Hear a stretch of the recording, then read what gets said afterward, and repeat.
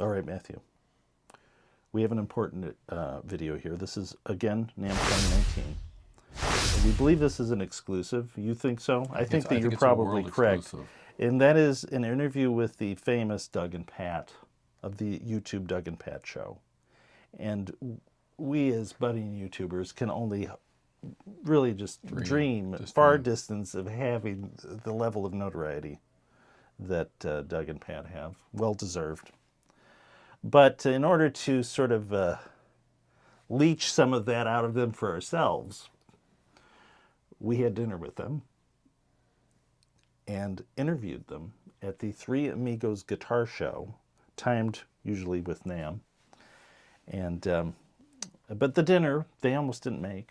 That's right. Due to Anaheim traffic and protests of some sort. We were not sure if they were protesting Doug and Pat or if it was something else. But they did finally make it. We had a very nice dinner. And then a couple of days later, we saw them at the Three Amigos Guitar Festival, and I interviewed them. Matthew did the video. And we'll watch that. Learn their insights about going to these sorts of shows and stuff. Things, do's and don'ts, maybe. Could help. Do's and don'ts, yeah. How to get a good deal, maybe. Yeah, maybe. Let's check that out. Okay, so Matthew and I, as budding YouTubers, are curious as to what you feel the secret to your YouTube success is. And we'll start with Pat. I think he's a silent force behind this team. Pat, do you have? Let me. I have my own theories. I think it's the sport coats. People are looking for fashion. Fashion constantly changing. I'm the leader of the fashion. This was part of my theory with you too. Is a uniform, and is that uniform or unicorn? Well, this is a sort of uniform fashion. You see, Yes. you change the uniform to fit your style, That's right. and that changes daily. That's right. Now, I have a second theory as to your success. That is props. This is the key prop artist in the Doug and Pat team. It is in the form of a pipe. Now the question is, do you smoke this pipe when not on screen? I do. On camera. Good I question. do. In fact, when we're through with this and outside this building, It's going to happen. yeah, Okay. yeah. He does. Now, you also have the best props of all, which are guitars. Cool guitars. The super cool guitars, which is part of the thing about the show, obviously, is we have the guitars that cost a lot of money. Yeah. And so we're just wondering if they're really worth the money.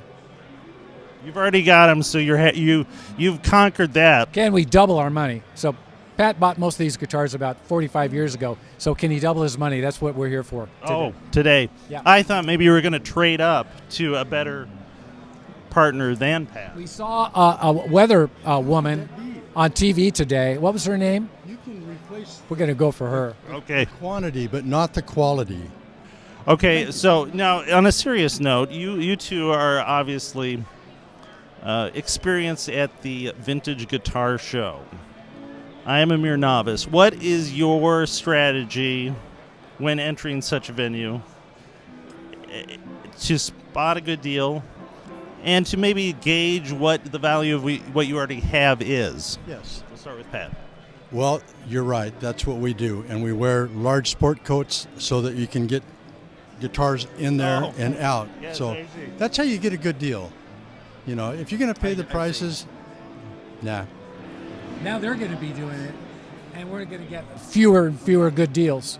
Yeah, but your age, you don't have too many more of these shows to go to. So let's get going. No, Okay. no, that's not right. When we go into the show, the main thing we're trying to do is we're trying to get 20 feet down the row when we're not talking to somebody. At about this guitars. point, the fame has overtaken the experience, isn't it? It's sort of what it Taking the fortune. Yes. It's sort of what it is that it's actually what we were looking for in the first place, which is to talk about guitars with people at guitar shows. Yeah. So, job well done for us. This was the motivation for Throwback. It was for me to have an excuse to buy guitars. Get out of the house. Yeah. I wouldn't have to hide them under my bed any longer. Ah, It's a business expense. Yeah. Yeah. Under the bed, in the closets. Okay, and on a serious note, though, with the shopping, I had mentioned this to you. I figured your strategy, Pat, is that you have to have two mindsets. One is you are looking for a very specific item, like you Right. have that certain pick guard you've got to have for the guitar that needs it, Yes. or you've got a totally open mind to the deal that materializes. It's the art of the deal. Yeah, and once you see Somebody the write a book, kind He knows though. yeah. He does know. He is a super good shopper, and so yeah, he knows values of guitars, knows the value of the stuff, and when he's walking around, we're checking out. He also knows that as the show goes on, the deals start happening. do you have any negotiating tips? Buy low, sell high. Do you get when you hear the price, do you visibly freak out as to how outrageous it is, even if you like it? I try not to. Not as a strategy. No. Talk softly, sincerity. Yes. Always have cash. Yes. Or a big coat. All right. This will air after the show, so I don't think you need to worry about any sort of thievery. We're Okay. joking around on it. All right. All right. So, obviously, Doug and Pat are the doppelgangers to John and Yoko. Matthew. So, There we go. all right. Well, thank you, Doug and Pat. It was dinner was wonderful It was- with you two. Thank What? you. These aren't too bad. Well, this is the uniform. Oh. You see, I took that cue from you guys. You obviously have the snappy dress. This is The snappier dress. this is the utilitarian official look. And No, sort of. Well, thank you. I like that. Love the pickups. Thank you. Thanks for dinner. Oh, you're welcome. You guys were great company. And welcome to LA, Oh, well, the yes, town we own. the town you own. Well, I can tell about you with you guys walking around here that We own this town. you probably in a They year love or it. two you'll dread these things because you can't get down 2 aisles without talking to 50 We people. love this town. It is a cool town. We've made this town. We are this town. Especially Wow. me. That's it from the humble Doug and Pat. Gotta go. Thank you. That was Doug and Pat. Right. The And two and only, as we like to say. yes, the two and only. And you said they were the sort of the Bob and Ray of Yeah, I stole the two and only. That was a Broadway show that Bob and Ray, the two yeah. comedians, great comedians, had. that's probably apt. Although Doug and Pat much more serious than Bob and Ray, wouldn't you say? They're fun. They Yes. they didn't know when to crack a joke, I think. So, at the end, that interview was done in front of the Joe Bonamassa display. Nerdville, USA. Yeah, and it had a blonde Gibson everything. Yeah. One from every year. One from was it all 1 year? I don't know, but they were all blonde and they're all guitars you'd want. And we didn't say hi to Joe. I think we're starstruck.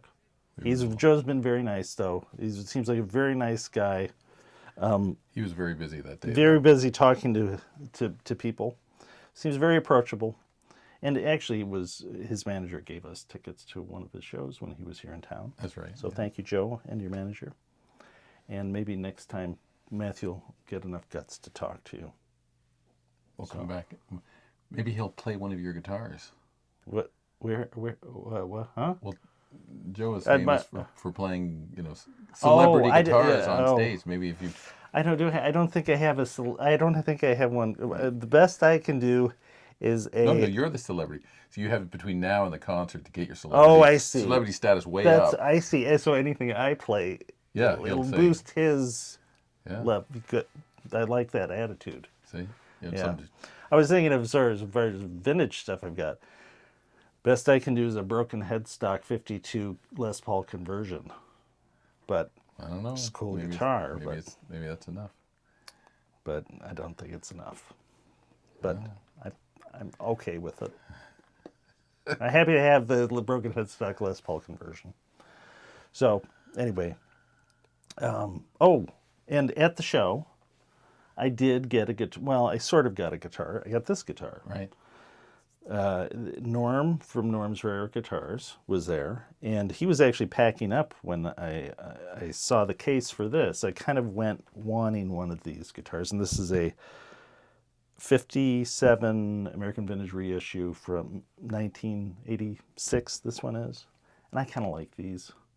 I've got a couple of the 62 reissues, and I like the pickups and the way the neck, kind of a slim neck. Anyway, I kind of thought I got to get a 57, and maybe I thought they'd have one at the show. And I saw a case in Norm's pile of stuff as he was packing up, and this was in there. And so I asked him if I could look at it, and he very nicely, kindly said, sure. And I said, well, I don't have any cash on me. You know, I think I might like to get it. He said, photograph the serial number, give me a call. This is what the price will be. And he honored it. I did that when I got back to Grand Rapids, and I got the guitar. So thank you, Norm. It's all true.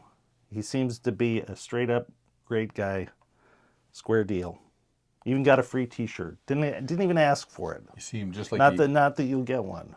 I don't want to put words in. He seemed mouth, just like he is on his YouTube channel. That's right. Yeah, I felt I knew him already, but you know, Very nice guy. YouTube does that, I guess. But very nice guy. And when I called to get the guitar, spoke to an English gentleman that recognized from my email that the Throwback guitar pickup. So yeah, it was very, very nice, and they shipped it right out. Got the guitar, very happy with it. So thank you, Norm, and everybody at Norm's. So anyway, that's the video of Doug and Pat and our experience with them from NAMM 2019. And I'm going to take a drink of water here, Matthew, so you can fill in the details. What else did we learn there? Oh, what did we learn about? What did you think of the general show itself? There was one thing you didn't do. What? You didn't take some of your own advice when you were looking at that guitar. Oh, yeah. Yeah, my advice is that one thing you have to do is smell it. Because particularly, I don't want a mildewy guitar, right? But the thing with those shows, there's so many mildewy guitars and cases that it's kind of hard to know what's what. And I did not follow my advice. I think I would have been embarrassed to sniff a guitar in front of Norm. So I didn't sniff it. When I got it, it does have a little bit of a mildew. It did. But I did my trick with it, which is you take it apart and you expose it to UV light overnight or for 24 hours. I've got a UV drying box for violin varnish, and that's really what it's for. It's not to grow anything, but I'm a hobbyist violin maker. But the UV light, just like you give it like 12, 24 hours, it'll kill it dead. So that worked. And it wasn't really super bad, but it was not bad enough that I wanted to address it. So did break one of my rules there, but I'm very happy with the guitar. So anyway. And it doesn't smell anymore. It doesn't. It doesn't. It's a happy ending to the story with this guitar. Very glad I got it. Anyway, thanks for watching the video. If you enjoyed it, click like. If you want notifications of future videos, click the bell. You'll get that. If you have questions or comments, leave those below. And once again, thanks for letting Throwback be part of your search for great guitar tone.